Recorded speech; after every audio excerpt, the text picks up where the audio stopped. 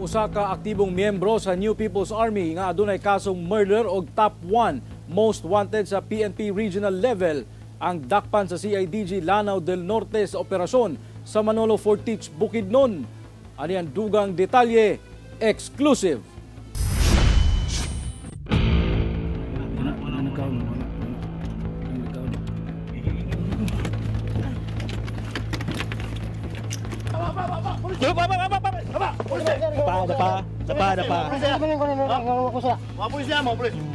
Ingon ani ang eksena atol sa pagdakop sa mga personahe sa Criminal Investigation and Detection Group, Regional Intelligence Unit ug CIDG Lanao del Norte sa usa ka lalaki sa barangay Mantibugao sa Manolo Fortich, Bukidnon, Martes sa buntag.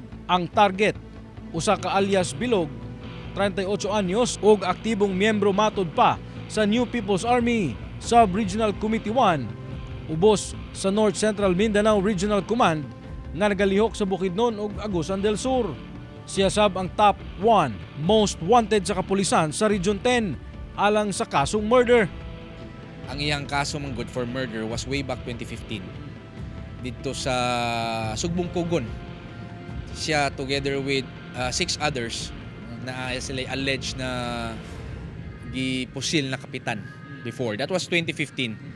Sumala sa CIDG nga una nang nadakpan ang mga kaubanan ni alias Bilog sa Tagulwan, Misamis Oriental sa milabay nga bulan ug gitudlo ang lokasyon ni alias Bilog nga may resulta sa iyang pagkasikop. Dugang pa nga maong dinakpan anaa sa periodic status report sa Philippine Army sa last quarter sa 2025 isip usa ka executive officer sa NPA. Well, as XO, dako na siya naranggo, nagunit na po na siya mga tao. And nana siya influence sa mga members sa mga atong kalihukan. Gitakdang dalhon sa korte ang maong dinakpan aron atubangon ang kasong gipasaka batok kaniya. Ginasuwayan pa og kuha ang pahayag niini.